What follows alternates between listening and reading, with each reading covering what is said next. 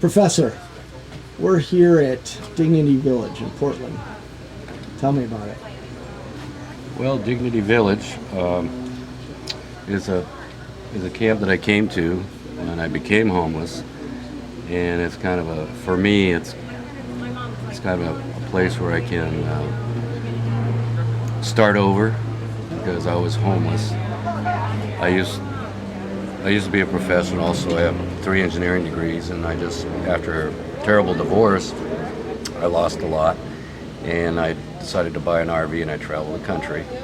And then, because of gas being the way it is, and the economy, and the lack of a job, I ended up here. And this is a good place with dignity, and the rules are pretty easy to abide by. And I'm just here as a transition to employment, if I can find it outside. And right now, currently, I do have potential opportunities that I'm looking into. I've been here since April of this year, and I was homeless approximately 2 months prior to coming here. So, actually out on the streets? Yes. Gosh. Now, you're an educated man, and in America, I see more of these tent cities. What do you think? Well, I think there should be more because there's so many more people. You know, homelessness, most people, they don't understand homelessness. Homelessness is not just the druggies and the people that don't want to do anything. There's people out there that have lost good paying jobs, you know, whether they had a managerial job or whether they were a laborer or construction, and these people are losing their homes. They're getting foreclosed on. Things are more expensive. They're cutting all kinds of funds for these people, and you end up homeless, and it's pretty devastating when you're used to some kind of semblance of order in your life. Did you, while you were on the streets, did you try the shelter system at all? Yes, I didn't like it because it's too confining, and I didn't like the element basically that was there. A lot of drugs, and so I'd rather be sleeping in a tent elsewhere in the woods. You feel safer here?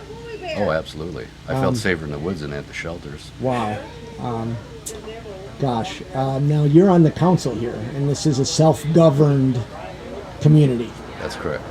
Tell me about that. Well, what the council is the council are people who have been members in good standing for 90 days or more, and they have a vote in regards to making decisions about rule changes, disciplinary actions if we have a member that's unruly or breaks the rules. We decide whether this person needs to be punished of some sort, whether they get a 24 out or a 7-day out, or maybe just a probation until they can change their ways. And so we try to be fair. And council members have a little bit more authority. They have the authority in that regard. Now you have the members that have a vote also, but they vote in the council members. That's the hierarchy, that's the structure. Right, they vote in the council members.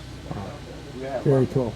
I mean, and to me, you know, you heard us talking earlier, it probably is that, you know, this is the reason these exist is because homeless services hasn't been able to take care of you or the other 60 people living here.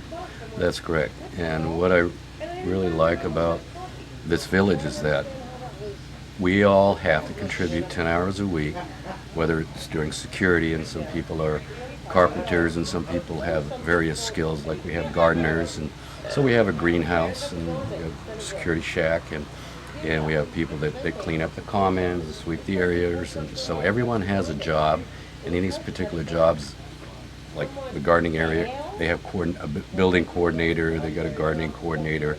And if you need hours, you go see these individual coordinators, and they'll put you to work. Wow. And that's part of the requirement of staying here. You have to contribute. You can't just come here and hang out, flop out. If you had 3 wishes, what would they be? 3 wishes. Well, to be self-sufficient, have a job that I enjoy, not have to worry about bills, and roof over my head and happiness, with a lack of stress. Thank you very much for talking to me. Okay, thank you. Good luck.